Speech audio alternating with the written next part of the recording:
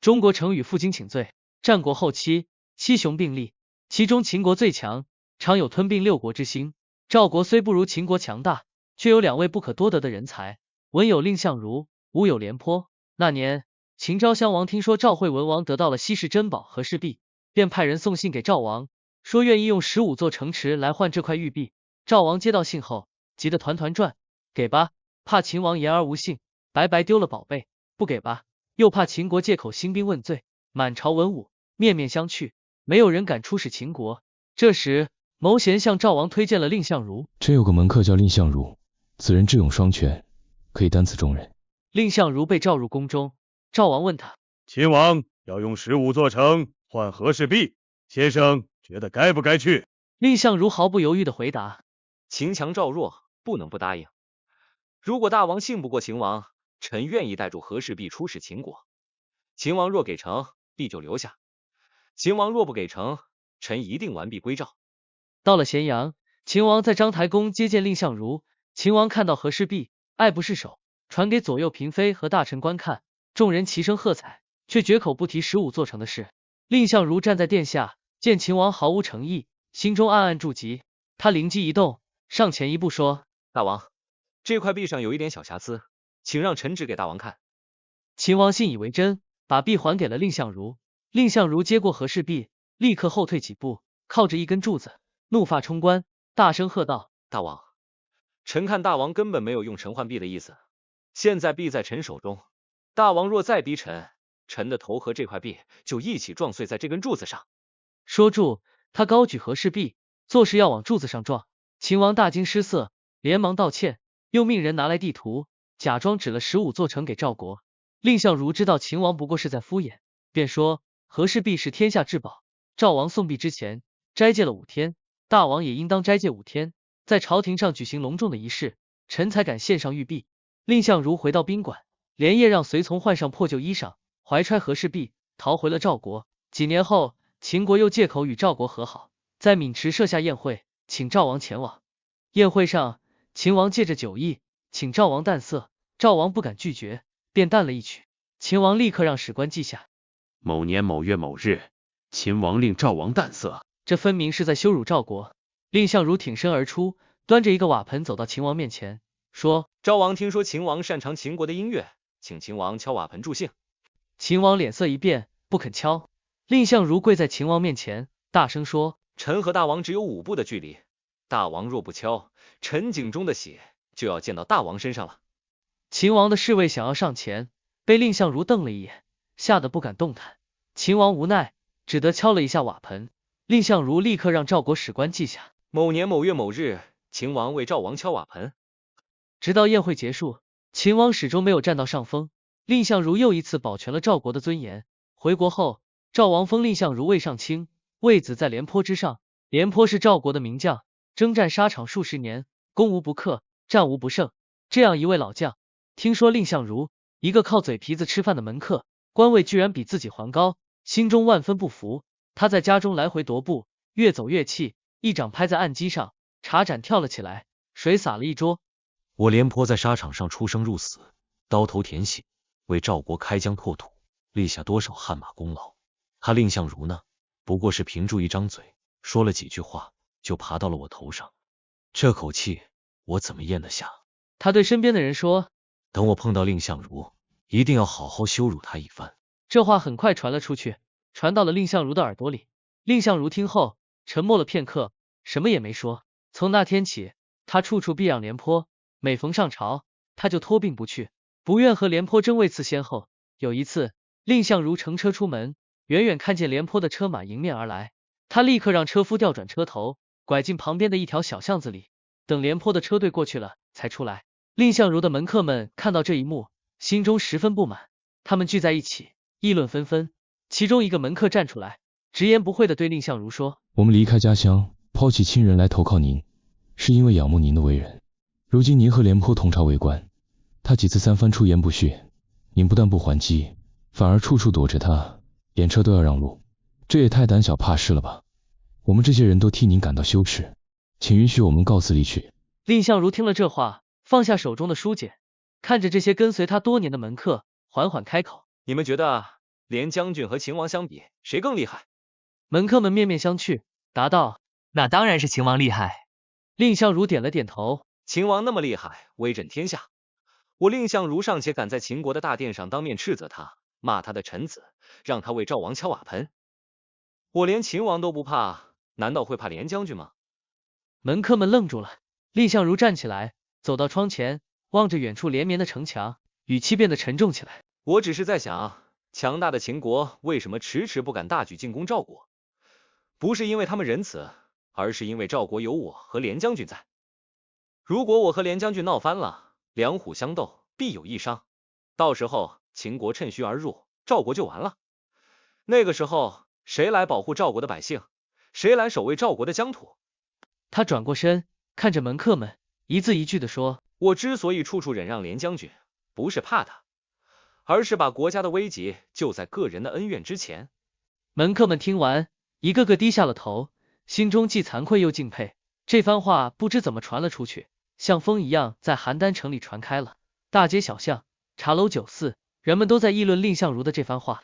有人赞叹，蔺相如真是以国为重的大丈夫。有人感慨，他宁可自己受委屈，也要保全赵国，这种胸襟世间少有。这话也传到了廉颇的耳朵里。廉颇正坐在自家的厅堂里擦拭宝剑，这把剑跟了他30年，剑身上的每一道缺口都是一场恶战留下的印记。他一生征战，从未退缩过半步。他以为勇敢就是冲锋陷阵，寸步不让。可是蔺相如的话像一把锤子，一下一下敲在他心口上。秦国不敢进攻赵国，是因为赵国有我和连将军在。如果把个人的恩怨放在国家的危救之前，那是多么愚蠢的事。廉颇的手停了下来，宝剑上的寒光映照出他的脸，那张脸上有刀疤，有风霜，还有一种他从未在自己脸上见过的表情，羞愧。他想起自己这些日子以来的所作所为，在背后说蔺相如的坏话，扬言要羞辱他，处处与他为难。而蔺相如呢，默默的忍让，悄悄的避开，把所有的委屈都咽进肚子里，只为了一个目的，保全赵国。廉颇猛然站起来，把宝剑重重的掷在地上，发出一声脆响。我廉颇征战半生，自以为是赵国最大的忠臣，可我今天才明白，什么叫做真正的忠心。他叫来仆人，去，给我找几根金条来，要带刺的，最粗最硬的那种。仆人愣住了。将军，您要金条做什么？别废话，快去。仆人不敢再问，匆匆去找金条。不一会儿，他抱着一把金条回来了。那些金条上布满了尖刺，稍一碰就扎得生疼。廉颇脱下外袍，赤着上身，把金条绑在背上。荆棘的刺扎进皮肉里，钻心的疼。他咬着牙，一声不吭。仆人吓坏了。将军，您这是做什么？您身上还有旧伤啊！廉颇没有理他，大步走出了家门。邯郸城的街道上出现了一幕奇特的景象，一位年过花甲的老将军，赤着上身，背上捆满了带刺的金条，一步一步走在长街上。他身上的旧伤疤纵横交错，那是数十年征战留下的荣誉印记，而荆棘的尖刺正深深扎进那些伤疤里，鲜血顺住脊背往下淌。街上的百姓认出了他，廉颇，那位战无不胜的大将军。人们纷纷让到两旁，窃窃私语，那不是连将军吗？他怎么背住金条？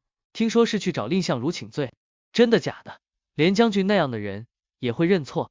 去看看。越来越多的百姓跟在了廉颇身后，汇成了一条长长的队伍。廉颇走过一条又一条街，每一步都扎得钻心，但他没有停下，也没有弯腰，他的腰杆挺得笔直。一个负荆请罪的人，腰杆却是直的，因为他弯下去的不是腰，而是那颗骄傲了大半辈子的心。终于，他来到了蔺相如的府门前，门口的守卫看到这一幕，惊呆了，赶紧跑进去通报。蔺相如正在书房里看书，听到守卫说廉颇背住金条来了，先是一愣，随即放下书卷，快步走向大门。大门打开的那一刻，蔺相如停住了。他看到的不是那个在朝堂上怒目而视的廉颇，不是那个扬言要羞辱他的廉颇，而是一个白发苍苍的老将军，赤着上身，背住金条，满身伤疤，鲜血淋漓。廉颇看到蔺相如走出来，扑通一声跪了下去。这一跪，满街哗然。廉颇跪在地上，低下了那颗从未向任何人低过的头。他的声音沙哑，却清清楚楚地传进了每一个人的耳朵里。蔺先生，我廉颇是个粗人，目光短浅，心胸狭窄。我不知道先生如此宽宏大量，处处以国家为重，我竟然说出那样无知的话，做出那样丢人的事，实在是罪该万死。今天我背住金条来见先生，先生要打要罚，廉颇绝无二话，只求先生原谅我这个糊涂人。说完，他把头深深的磕了下去。整条街都安静了，风吹过，金条上的刺在阳光下闪着寒光。蔺相如站在门口，看着跪在地上的老将军，眼睛也红了。他快步走上前去，弯下腰，伸手去解廉颇背上的金条，荆棘的刺扎进他的手指，他没有缩手，一根一根的把金条解下来，扔在地上，然后他双手扶起廉颇，声音哽咽：“廉将军，快请起！你我同朝为官，都是为了赵国，过去的事就让它过去吧。”廉颇站起身来，泪水终于流了下来，两滴泪顺着那张饱经风霜的脸往下淌，流过刀疤，流过皱纹，滴在了蔺相如的手背上。两位赵国的栋梁，一个文官，一个武将，在邯郸城的长街上，在数百名百姓的注视下，紧紧握住了彼此的双手。围观的百姓中，有人鼓掌，有人欢呼，更多的人在悄悄地擦眼泪。从那天起，廉颇和蔺相如成了生死之交。廉颇逢人就说：“蔺相如才是真正的大丈夫，我廉颇服了。”蔺相如也对人说：“廉将军知错能改，胸襟坦荡，是真正的英雄。”两人一文一武，同心协力。蔺相如在朝堂上运筹帷幄，廉颇在沙场上冲锋陷阵，赵国的国势因此大振，强秦十几年不敢进犯赵国，将项羽的美名传遍了天下。许多年后，廉颇老了，离开了赵国，辗转到了魏国和楚国。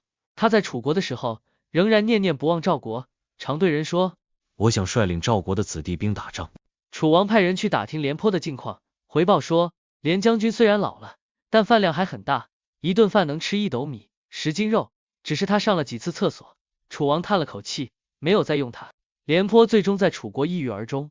临终前，他对身边的人说：“我一生最骄傲的事，不是打过多少胜仗，而是那一天，我背住金条，跪在了蔺相如面前。”而蔺相如呢，他比廉颇早走几年。